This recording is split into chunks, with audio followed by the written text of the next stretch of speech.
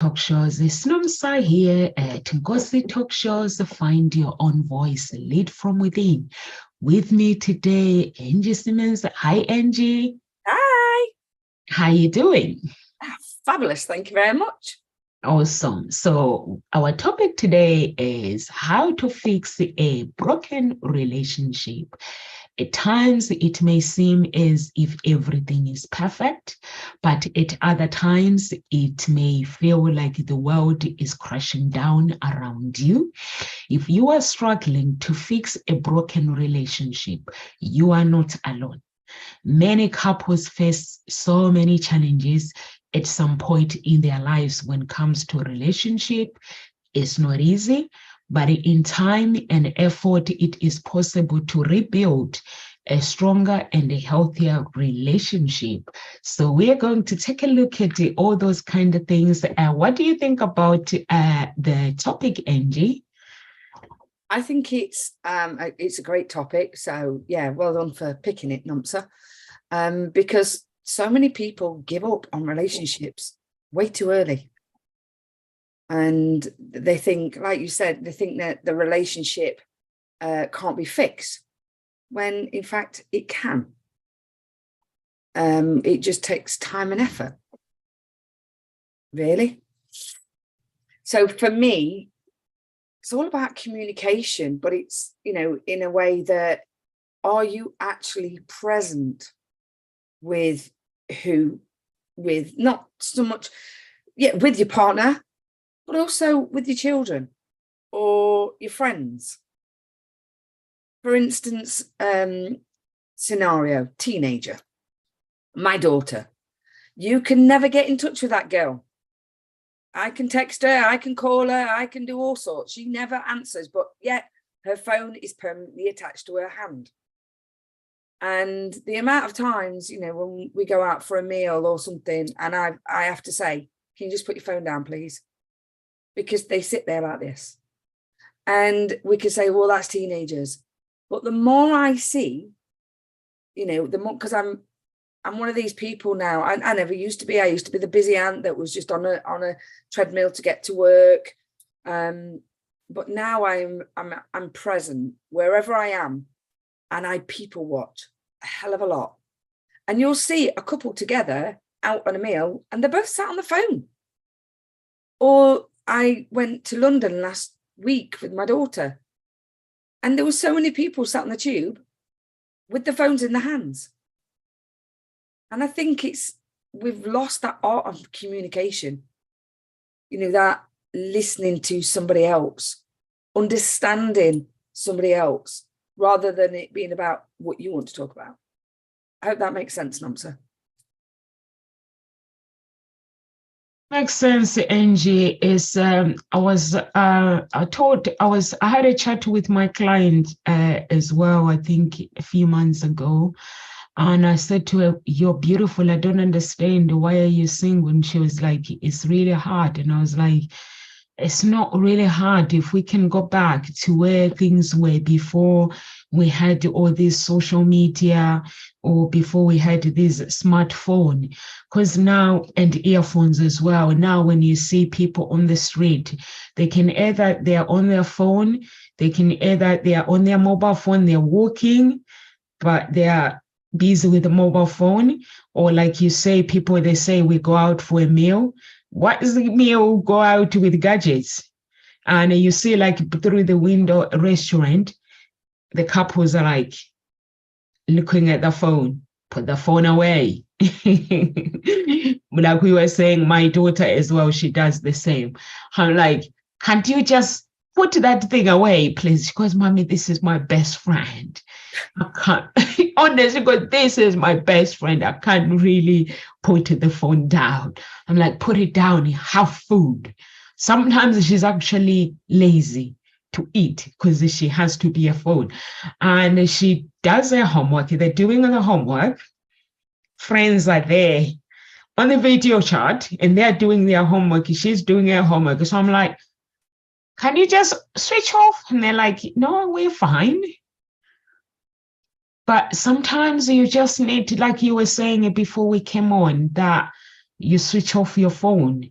But sometimes you need to actually switch off your phone and switch off on the world and just focus on the present moment, focus on your relationship, because sometimes the relationship break down and people still go out, and sometimes you find people, they go out, and when they go out, maybe dance music to a club, and somebody's still on their phone.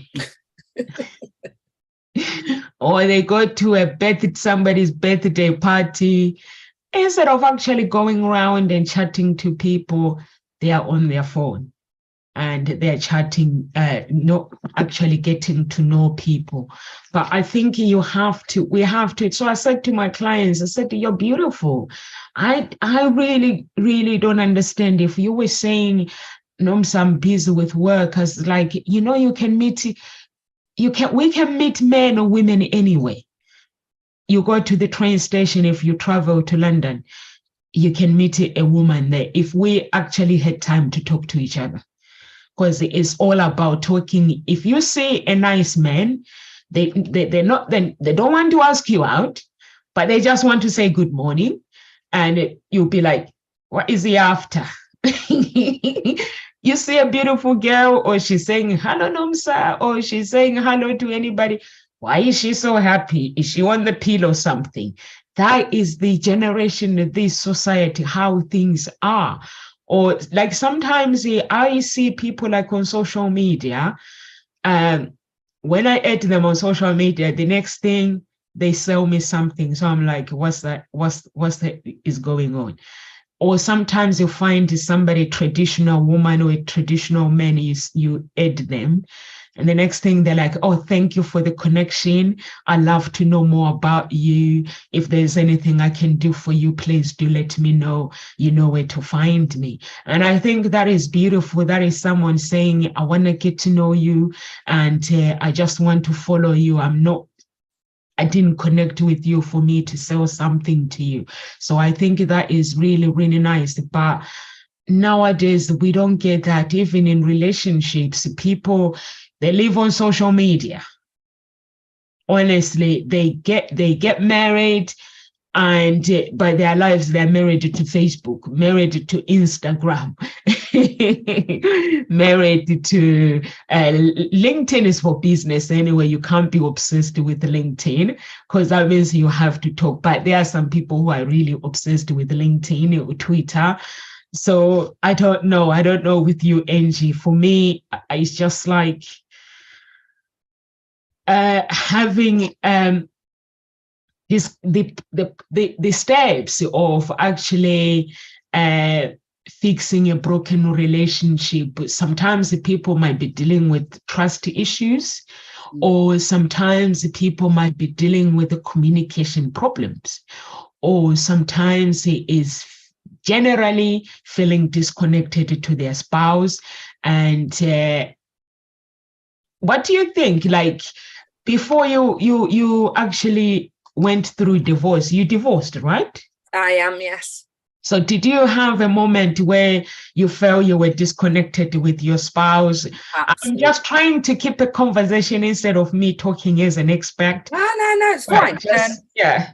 But absolutely. Me and my ex-husband are really good friends now. So I can share my experience on that. Yes, we didn't get the marriage back on track, but we kept a relationship. Me and my husband met quite some years ago, and he was my late brother's best friend. And it was instant. The day I met him, I had this feeling in my chest, and I was like, you're the guy for me. And it was a whirlwind, massive whirlwind. We got married in Sherwood Forest. We had a big medieval banquet for our wedding. Like, it's, my family are very Christian, very, all the weddings have been church related. So for me to have a completely different wedding and have medieval type thing, got everybody to dress up in medieval wear.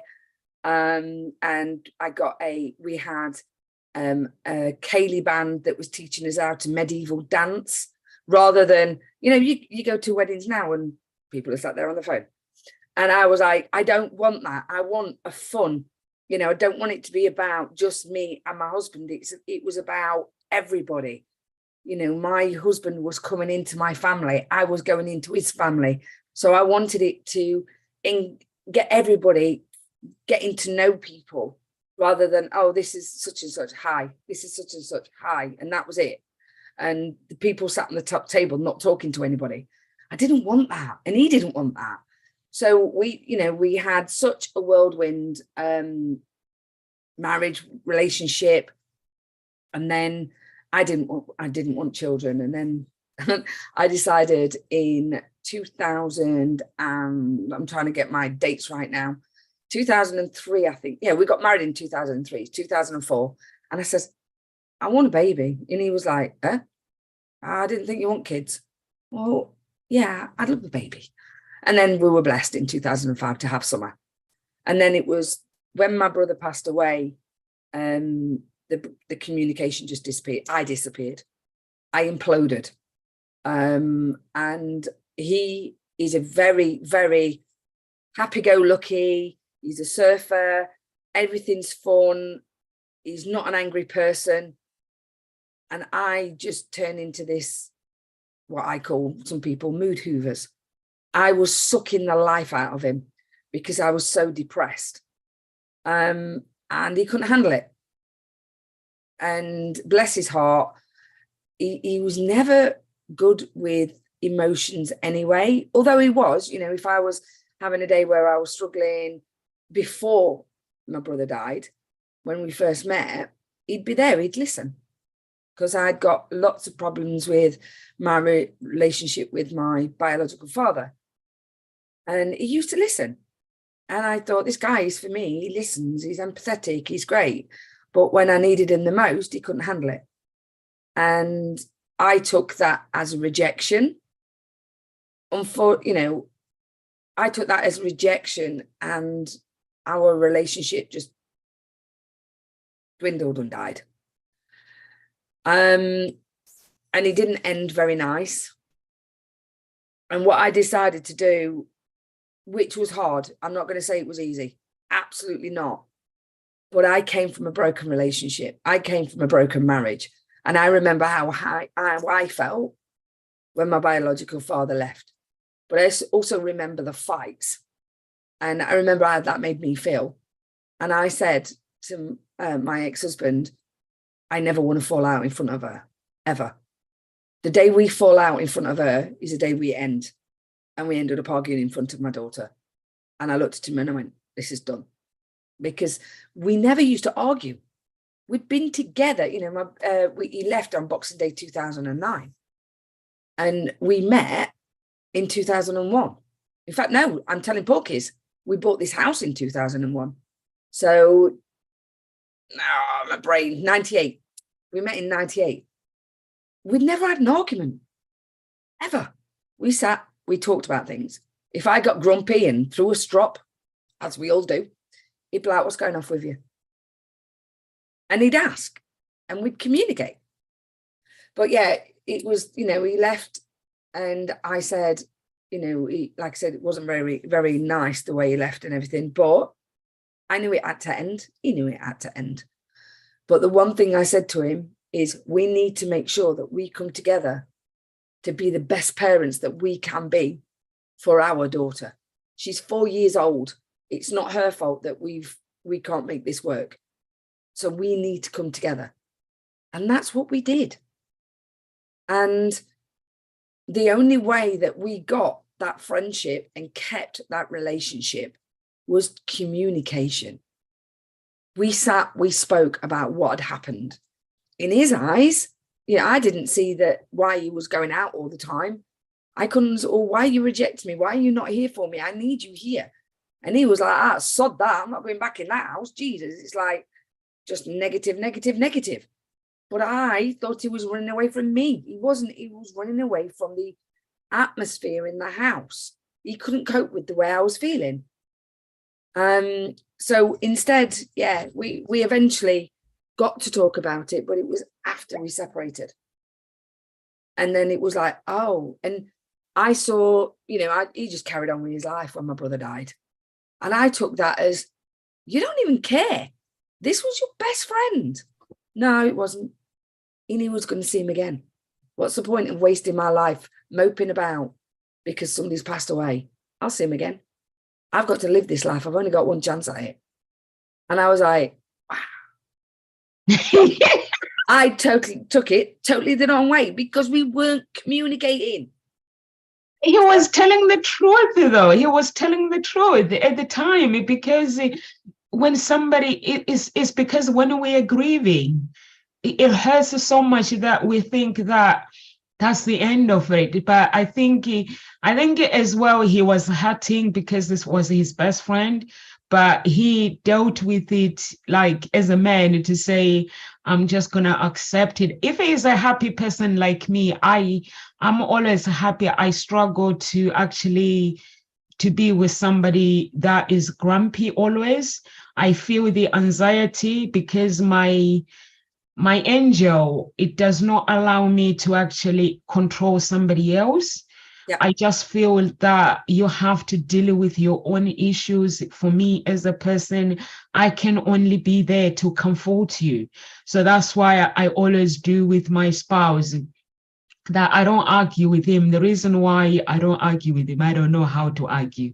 If I had that, if I'm in the wrong, I just go first and say, I'm sorry. If I have done you wrong, or if I really, really want something, he loves his game. If I want his attention, he knows. If I want to watch something, I don't watch TV very often, maybe once a month or once after 2 months. If I want something, or if I want a cuddle, he has to put down his earphones and give me my cuddle. And so I'm not somebody that says, okay, you're going to have to be a psychic. Those are the things that I've learned the hard way, that you want something, communicate it. Ask. But yes, but before my relationship, I will not do that. Mm. So like I break up 2009 as well. Oh, right. Okay. Synergies there then.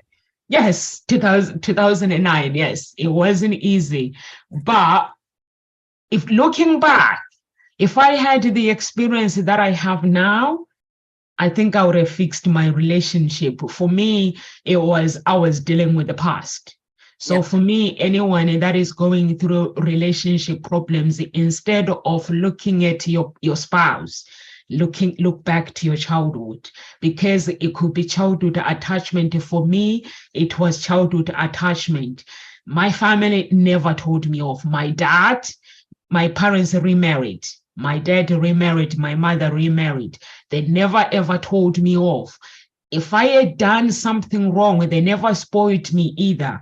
But if I had done something wrong, what they did, they'll sit me down and explain to me the consequences of not listening to your parents, what happens, and then they'll ask me if there's anything that I need from them. And then that helped me a lot. That made me like, if I go out and if I was breaking the rules in the house, I'll be thinking the voice of my stepdad, thinking the voice of my dad, and I'll just walk away and go home. And if somebody says be home at this time, I'll just be there on that time. Or if I'm never gonna be late anyway, I was having fun, I just go home and play outside. When my dad comes or my stepdad comes, I'll be with them. So now I'm in a relationship now. A man tells me off. I couldn't understand it. It really helped me. Like if somebody tells me off for no reason, or they don't communicate what they want properly, it will affect me. But then after my relationship broke up, I realized actually I had some things that I needed to fix. It's like I had the attitude that I don't get told off.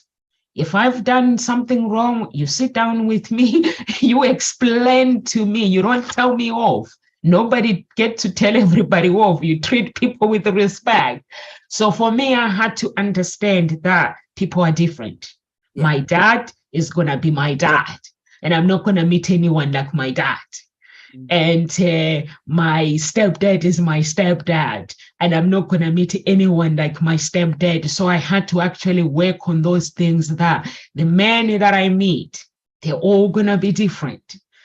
And it was really, really. And also there's one thing that I don't do, like when there is a problem, like let's say if we are presented with a problem, I don't know how to feel sorry for myself.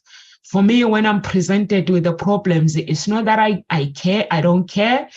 Is I look at the problem and I look at where God has pulled me through.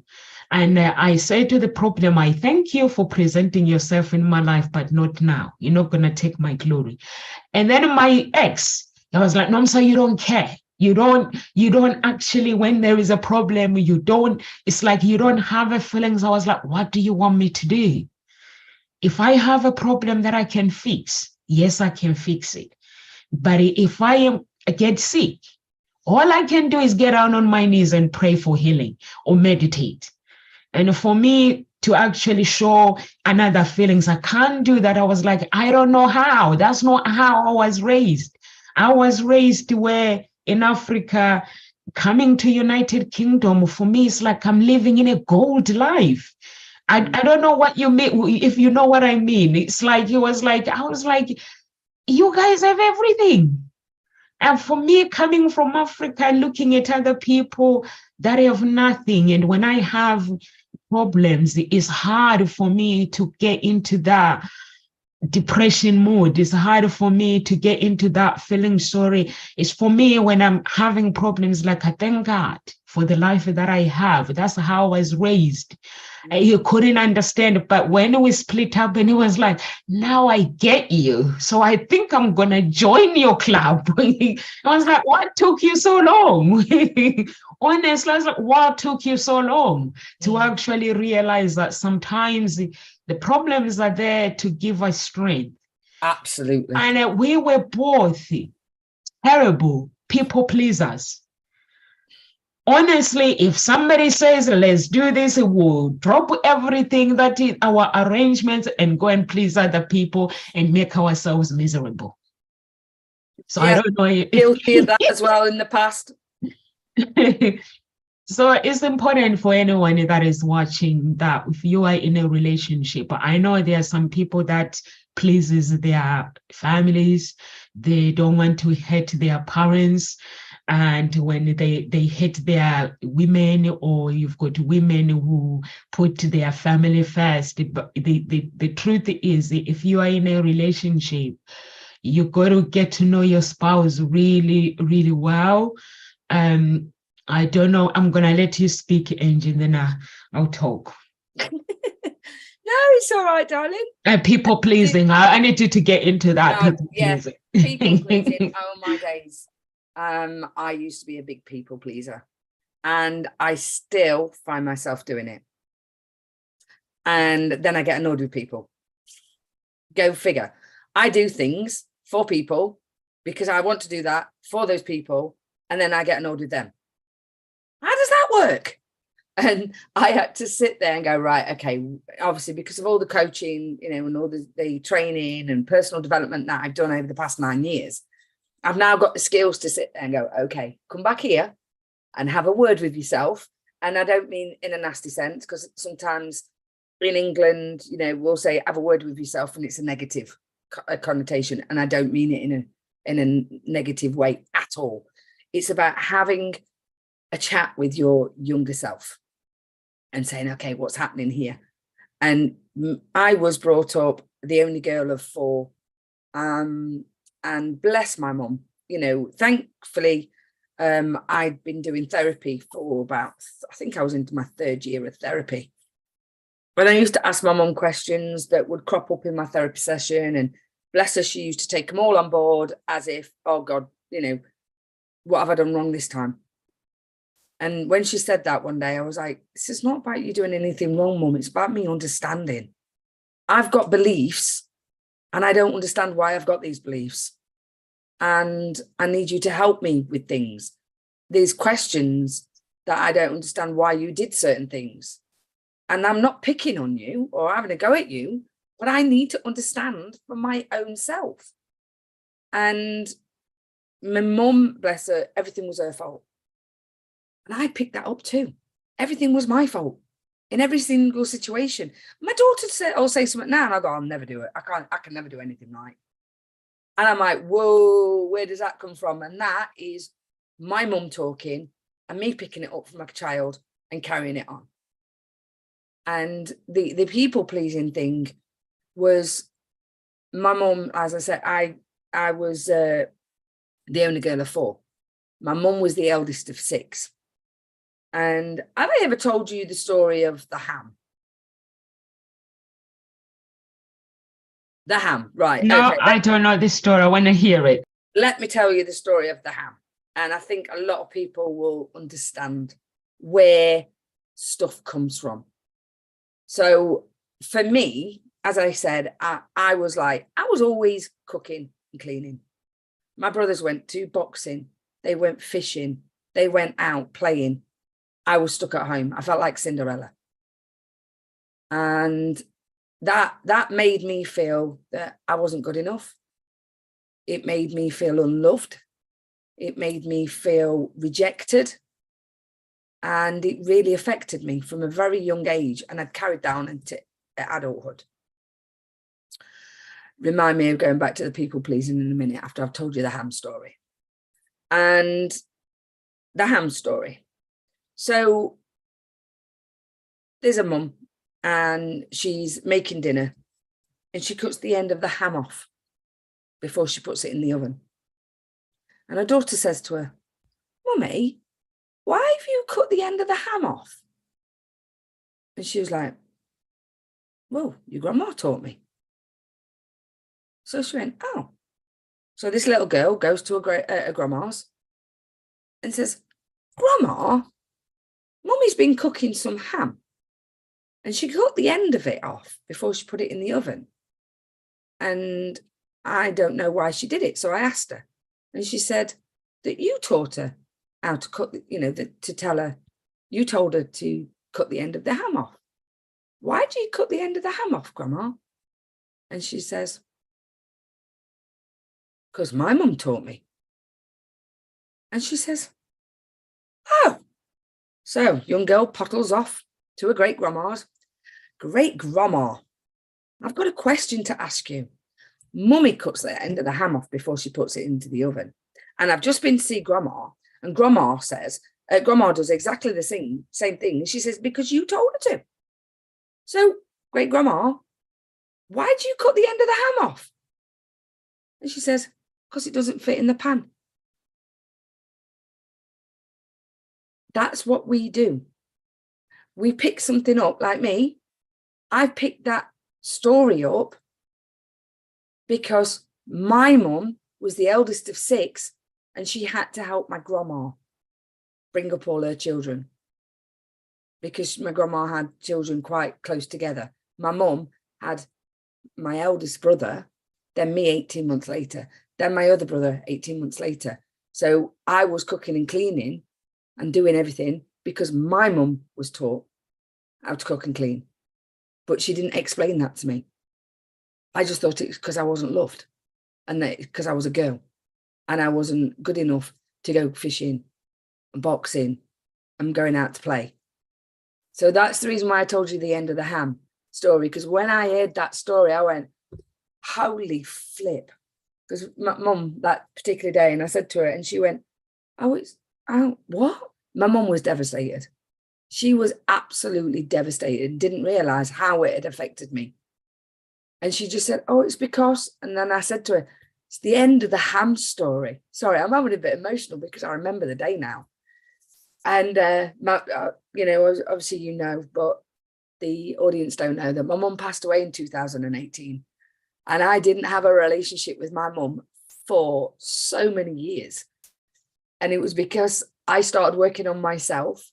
I started the therapy. I started to unpack all these beliefs and stuff that I was carrying around that I thought my mum didn't love me. And it wasn't that way. It wasn't that case. So we have to be very careful that we imprint how we feel and what our thoughts are onto somebody else because they're not actually thinking that way. It could be a totally different thing. I've had it with my daughter recently. You know, she's 18. She's hormonal. She's got a lot of stress. She's going through her A-levels. She's going for these auditions in London. She's, you know, she's got a lot of stuff going off in her world. And she got upset the other day, and she got on her high horse, as we like to say in England. And I was like, whoa. What's going off here? Why are you snapping my head off? If that had have happened 5 years ago, I'd have bit her head off too. But now, because I've got the skills, because I've worked on me, I can actually go back and go, right, okay, what's going off here? And ask her the right questions instead of, because that's what we do. Instead of fighting fire, take away one of those, you know, the triangle, take away one of the corners. Don't fuel it. Take a step back and ask what's going off. And ask if there is something going off with that particular person that might be angry with you for whatever reason, your spouse, you know. We talked about earlier about the phones. If somebody's sitting there on the phone, ask them, is there any chance you can just put your phone down for it, please? I'd love to chat to you, rather than get annoyed with them. They don't even realise why you're annoyed. There's no point going slamming the doors or throwing things around in the kitchen, because it's going to go straight over their head. Going back to the people pleasing bit was with my daughter, I didn't want her to feel like I did as a child, the cooking and the cleaning and everything else. Instead, I went the opposite way. She never did any cooking. She never did any cleaning. And when I decided to go, hold on a minute, what is this about? By that time, oh, it was a slog to get her to do something. And now I still have the same thing. But I love cooking and cleaning for her because it's something that lights up my soul. But then I get annoyed when she doesn't appreciate it.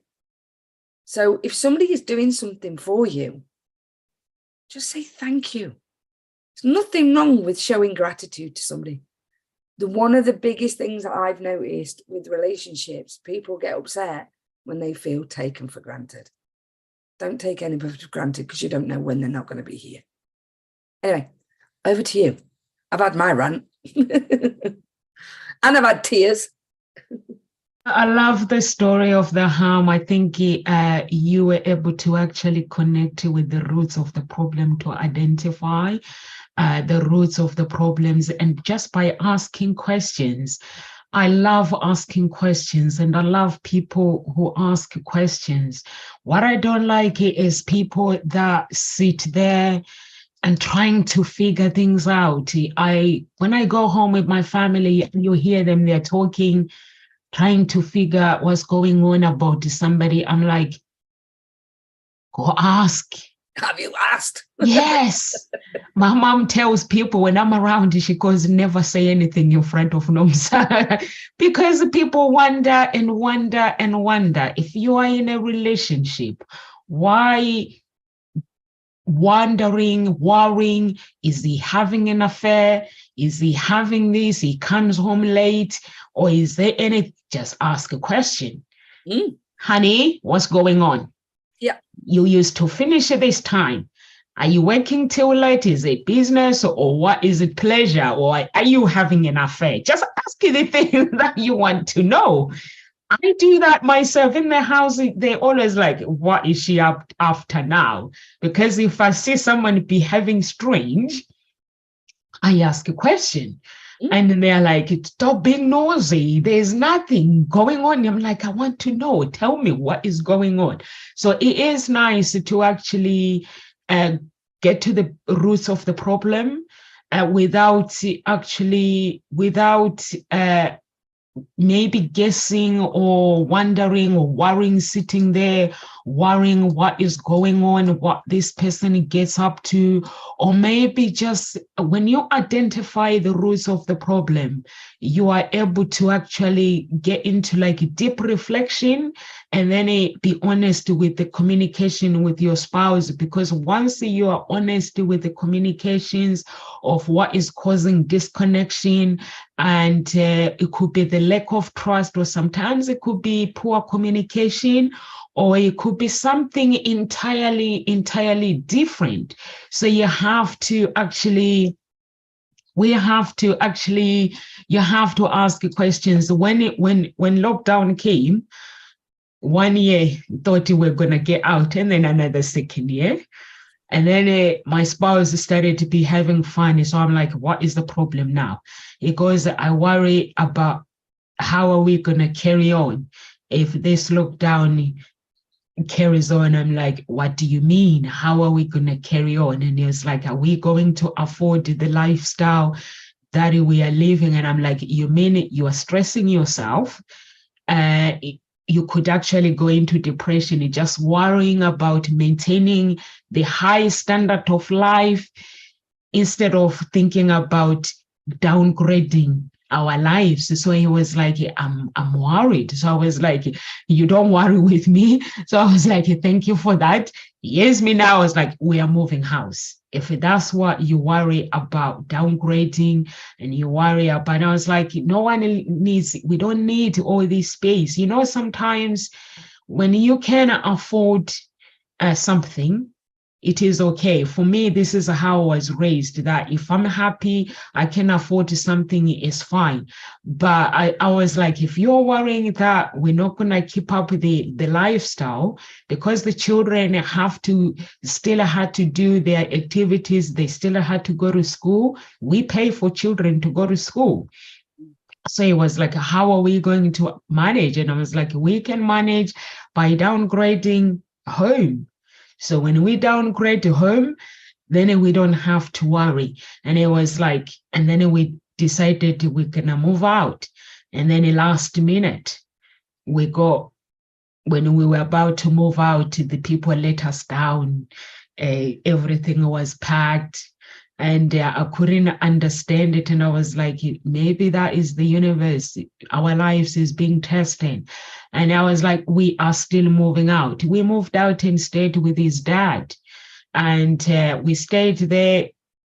There was no houses in the market. And we ended up staying for 6 months, which was good. It wasn't good for us because we were not used to that lifestyle, but it was good. So like what you were saying, Angie, talking about the harm thing, you got to the roots of the problem, because sometimes there are some people that they don't sort out problems, but they let things carry on and carry on. But you manage to actually say, you know what, I'm going to ask questions and I'm going to deal with the problems. And in the end, you realize that your mom did really loved you so much, but she showed it in a different way, because that's how our parents were raised. It's like when I look at my mom now and my dad, I'm very, very close to my parents. The reason why I'm close to my parents is because my mom was close to her parents as well. And me, like if I'm at home, like now, you'll see me holding hands with my mom. It is because it's the choice like that I make, and everyone says you're a baby. I'm like, I'm not baby. No one does it. No one does it. My siblings, they don't do it. But I'd do it in a heartbeat if I had a chance tomorrow.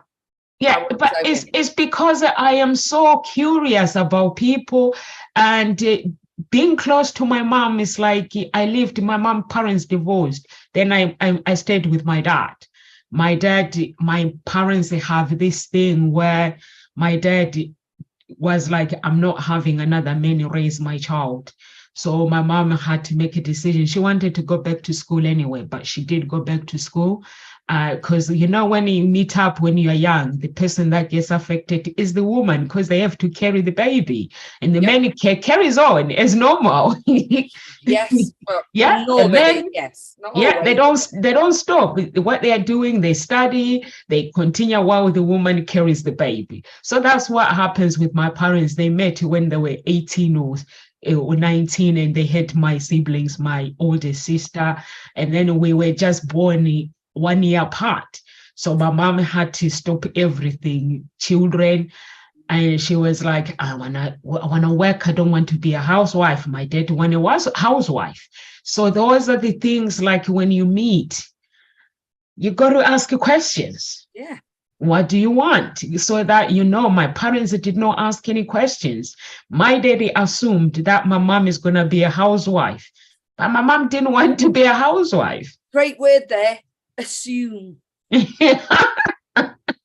And I'm sure in your relationship as well, you've gone through it, where you assume something, and then when you're in it, you realize that's not the case. And then when your needs are not met, what happens? You get annoyed. How dare you not realize? Yeah. Assume. And it's unfortunate that a lot of people do it. They assume that other person knows what they're thinking. We're not all psychic. No. So you can't. I have this discussion with my daughter sometimes, and she'll be like, "Oh, I've got to be at such and such, and I'm like, "Oh, well, what's wrong?" "Well, I'm not free." "Pardon?" "Oh, you just assume that I'm going to be here for your beck and call and be a taxi driver." I've had to put my foot down there, and that is because I spent, when I was working full-time and dog grooming part-time, working 60 plus hours. See, I remember when I was a kid, and I never really saw my dad for a long time because he was a work. I can't remember how old my dad is now. My dad was work too. Yeah, I think he's 70 something, and he's had 4 major heart attacks. That don't work then. That's feedback for me. That working like an absolute dog that I was taught to do, if you're sitting down, you're lazy, all that's good feedback. It don't work. But, when I was working 60, 70 hours a week because I was taught to and thought that that's the way it should be, and also I needed to keep a roof over my head, I never saw summer. So when I got the confidence after working on myself to sack the boss and set myself up in business, I didn't want to miss a trick. I wanted to take her everywhere. So I did. So then I laid the foundations for her to assume that taxi is there all the time. Yeah, I think it's important what you're saying, Angie, that we need to communication, and also asking questions and finding the roots and going back to our childhood and communicating with our inner child, because our inner child still has their needs as well, that we ignore, and also listen to our desires. Communicating our desires to our spouse is very, very important, and for people to actually know what we want and why we love those things that we love as well, and not assuming the worst in people. Just ask questions, and also the expectations destroys relationship, because you will find that somebody expects something from you. There's these expectations that they want you to fulfill their needs, but they cannot fulfill themselves. It's like it destroys the relationship. And I always say to people, like when clients, when they're looking for love, and it's more about the looks, and I always say, what happens then when that looks fades away? Does it mean the relationship is gonna go? Because for me, I believe that what's on the inside of a person is greater than what's on the outside. And I believe that the boobies, the height, the everything is a bonus that comes with it. Of course, everyone knows the kind of a woman that they want to date. But what's the point on meeting a woman who is so beautiful, who has everything, a body a man can dream of? But when they open their mouth, there's nothing in there. There's nothing in there. What is the point of having that kind of a woman if they don't have the brains? You need a woman with brains. You need a man with a vision. So that's all for me. That's what I want. I'm like, if I'm looking for a man, when I was single, I was like, God, you know what I've been through. And I was like, my way doesn't work. And just give me a man who has got a vision for me. Let me be a mentor for that man. Give me an architect. I was looking for an architect. And I didn't care. And when I met my spouse, he's a very good looking guy. I didn't care how he looked. I put the guy into sweat. It was like asking questions, but I wasn't asking questions in an arrogant way. In a very, very playful way that he cannot resist to answer. And if it's not for him as well, he was just going to be honest and tell me the truth. And I think that's what it should be, that we need to know what we want. Definitely. The story of the ham. Yes, the story of the ham. The roots of the problems. To just go back. Like there are some people that will go into a blaming mood and they'll start blaming. For me, I'm a person that, okay, for this person to behave the way they are behaving, what part did I play? Exactly. To make them, it takes two to tango. So what part did I play for them to behave the way they are behaving? So then after I ask myself those questions, I just go to God and say, you know what? Just help me out here, because I'm not perfect, or ask for forgiveness as well. It's very, very important to forgive. What do you think about forgiveness, Angie? Right, forgiveness. Okay, let's go back to the old Angie. By the way, I've got names now for my avatars. Angry Ange. Angry Ange was angry at everybody. I was constantly pointing my finger at blame. Forget, there's always three pointing back at you. Yeah. I was angry with so many people, and I kept that. I kept it inside. Being angry at somebody else and pointing the finger at blame at somebody else is like drinking poison and expecting somebody else to die. They don't give an absolute what's it. Expecting a miracle. Why are you carrying it? Personally, forgiveness, it's more for you as well. Yeah. Forgive and let go, because there's that old story. I can't remember who said it now. When you're talking, you can carry one. It's Jim Rohn. You might be able to carry one on your back. You might be able to carry two, but you can't carry three. When you're carrying all this baggage of she's done this, he's done that, blah blah blah, it's like you putting big boulders in a rucksack and then trying to climb a mountain. Ain't gonna work. So take the bricks, the stones out of your rucksack as forgiveness and say, thank you. And somebody said to me, thank you. And I was like, yes. And that's another one with the gratitude, the forgiveness and the thank you. Quickly going back to what you said earlier. Everybody teaches you something. Life, you've got either lessons or blessings. Yeah. Every lesson, everything that somebody does or something, you learn something from it. So you grow. So say thank you and forgive and let go. Because as I say, all you'll do is just stay in you'll just be a Tasmanian devil going round and there's dust everywhere and you can't see nothing. Who did this? Yeah, forgiveness is actually, I agree with you. It's important to let go of your past or Or sometimes, we hurt each other when it comes to relationship without realizing as well. And it's actually because if you don't forgive, it will cause resentment, and you won't be able to move forward with a clean slate. But if you do want to move forward, just forgive. It doesn't mean that when you forgive someone, you forget what has happened. No, you don't forget what has happened, but it means that you should be willing to actually work towards forgive, and then work towards building that trust connection, and be able to actually live the life that you want, knowing that we are not perfect. And when you know that you're not perfect, and the other person is not perfect, you are able to move forward and able to live that life.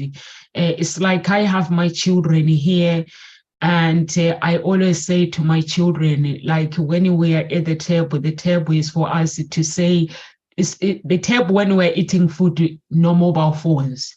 Is where we talk about things that upset somebody, or sometimes I'll just go to my daughter's room and just find out what she gets up to, and she'll be like, "Mommy, you're actually being nosy."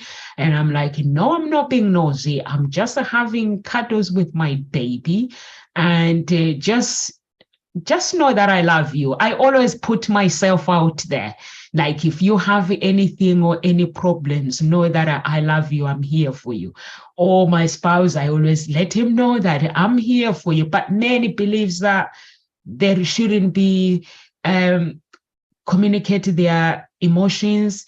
They believe that they have to be strong, and they believe that they have to shove everything in the drawers, and everything is just gonna work out just fine because I'm a man. Shoving stuff in the drawers, they get overloaded and they go. Yeah, and then when it gets overloaded, and then everything goes AWOL. So I'm like, just communicate whatever the problems, your needs and stuff, because if you do communicate, then everything, it's not going to be perfect. There's no such thing as a perfect relationship, but it's going to just in that level where you're just there for each other and loving each other and just sharing your life together. And there are some people that they leave their spouse going to somebody else because of their life. If somebody is fighting, there are some women who have got some talking problems. This is what my parents taught me. There are some men who have no respect for women. So my parents, when I was growing up, they used to explain to me, men who have no respect for women who have some talking problems. They don't know when to switch off. A man comes in from work. They don't want to hear what they've done wrong. No. A man, they just need a hug. They just need to sit down. They just need to chill. Maybe later on tell them what they've done wrong, where they left their socks, whatsoever, if you have. So my mom used to actually, we go out and she'd be like, "You see this one here? He has no dreams. He has nothing. All they do is hang out outside drinking beer and hoping that life is going to sort itself out." And when they meet women, they're like, I'm like, "Mom, how do you know all these men?" And she's like, I've been there. Remember, when you meet a guy, ask them their dreams. What kind of a life are they visioning with you? What do they have? The vision. Ask them their vision. And once they tell you their vision, then you're good to go. But a man without a vision, there's no foundation. My mom used to tell me there's no foundation. So just ask the questions. And maybe that's why I'm a matchmaker. Now I'm starting to realize my parents, my family were bonkers, honestly. And you go to my grandmother will be talking about forgiveness, how it's important to forgive, or how when somebody tells you their secret, or you hear somebody talking, the conversation is not yours. Don't go and repeat it to somebody else. It's not fair, because if they tell you in confidence, you have to just not to share it with somebody else. And actually, I fair, don't do it. with that nonsense, you know, if somebody says to me, oh, such and such and such and such, if somebody says that to me, I instantly don't trust them. Yeah. Because if they're going to talk about somebody else, that means they're doing the same to you. Yeah.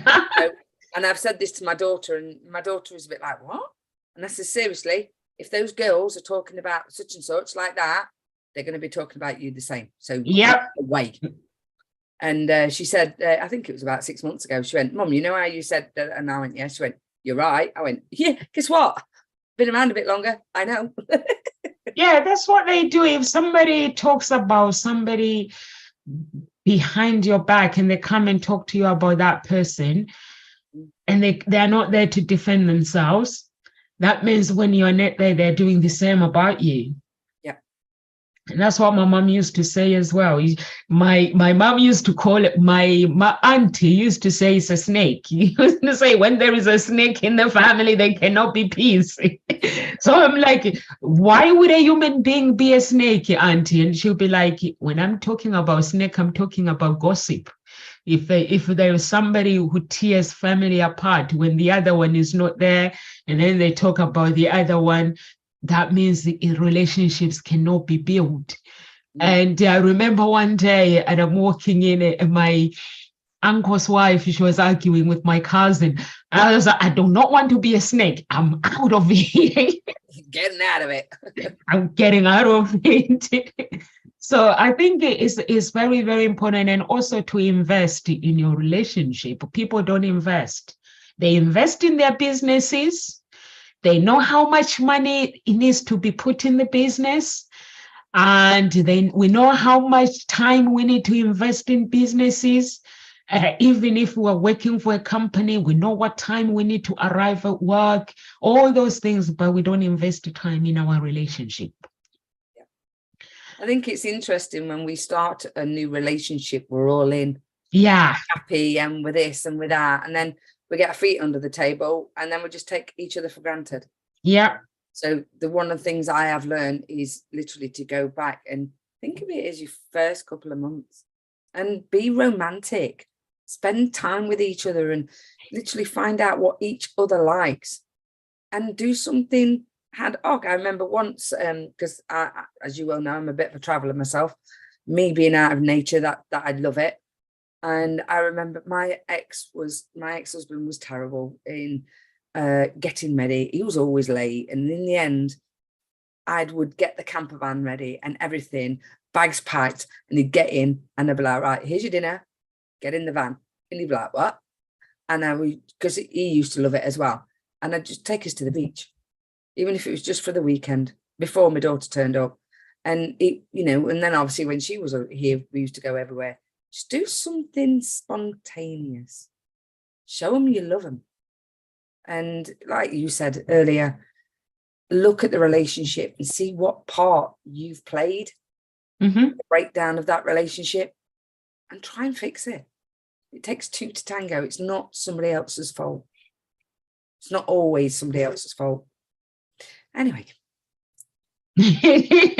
Invest time as well. And yes. Do we miss anything? I don't think so. I think we've invest time in you.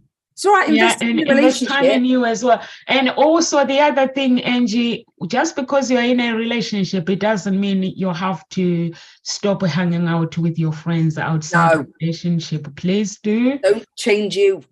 Yeah. Don't change you. Keep the real you.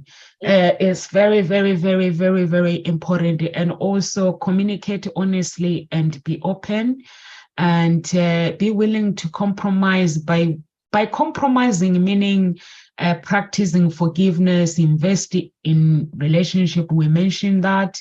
And also when you're saying willing to compromise as well. And also it's like myself, if I'm doing something, it's like sometimes I've started to broadcast at midnight. For 10 minutes, I come on at midnight and broadcast. Weekend, if everyone is busy, if I don't have a room to broadcast, I don't do it. If I'm doing something, if I see that My family needs me, I don't do it. And that is the thing that I do with my children as well. I teach them to actually be the person that they want to become, not what they're expected to be. And even myself, because that's not how my parents raised me. I think when you enter a relationship, it's very, very important to let that person be. You can meet each other in the middle, because that's why a man is an architect. A woman is a mentor. A man has a vision, and he tells his vision to his woman, and the woman mentors him to actually make sure that vision comes to light. She doesn't say, oh no, I don't think we can afford that. I don't think. She's like, okay, let's see what we can do together. And that's why a woman is a provider, a man is a provider. A woman, she gives life. You know, I meet women who have got children, and they're like, I don't even know whether he loves me anymore. I'm like, I don't think that's the case. First, you have to value yourself, because if you don't value yourself, nobody else will. Nobody else will. And if you don't value who you are, giving a life, a child is a life. If you carry that child for 9 months and you still don't value you as a woman, who is going to value you? So a woman gives life. So for me, there are so many things. I just look at my spouse. I'm like, you're meant to do this. I'm meant to do this. Have I done my job? I know I've done my job. So, Angie, could you please, before we leave, can you please tell our audience where they can find you, and what do you do? If somebody wants to do some coaching with you, they want to know who you are.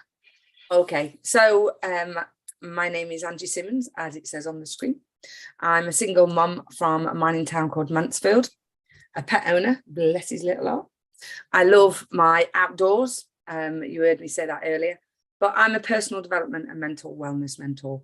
And it comes from a place of understanding, in the sense of I struggled myself for over 20 years with mental health. I've now turned my mental mess into my message to help inspire and support women over 30, to help them untangle this internal so they can expand their external world. I do it in many ways, with my coaching, with, my year-long undated journal. I've also got a group that I help people with reducing loneliness and stuff, and it's a focus accountability group. It's like a shared working space. So there's many ways that I can work with people, but as I say, it's all about untangling the internal. You cannot move forward in your life if you're carrying all that baggage. So I help you unpack your suitcase and fold things up, if that makes sense. You can find me on LinkedIn. You can also find me on Instagram and Facebook under Growth Development Foundation. Thank you so much. Thank you so much, Angie. For me, I am your love harmonist. If you are looking for love, we can come and harmonize. You can come to Hope Springs Eternal Introduction Agency, harmonize love together. And our matchmaking is a personal service, ID verified, and we meet all our clients face to face. And girls, we can't meet everybody, but if we are matching them to our clients, we have to meet them. Men are my clients, women are members within the agency. So the process is, if a man wants to join the agency, I come to your home where you are comfortable. You tell me your life story. And I'm also a psychologist. So you tell me your life story without judgment, and I evaluate how we can work together moving forward. If there's still some childhood attachment or pain, past hate pain that is still attached to you, then you have to get coaching before we can talk about matchmaking. So all those coaches, they are facilities within the company. So you don't have to worry about going anywhere. You get coached within, and then you get to go and select the love of your life. Live with grace, everyone. We are here at Nkosi Talk Shows Monday to Friday, 1 p.m. UK time. And please subscribe to our channel if you're watching us on YouTube. And also, if you're watching us on Facebook, you can like our page and also join Nkosi Talk Shows group. And once you join Nkosi Talk Shows group, you can join another group. It's a Billionaire Mindset. You can join and then post. If you have a business, you can post things about your business so you can get customers. Live with grace, everyone, and God bless.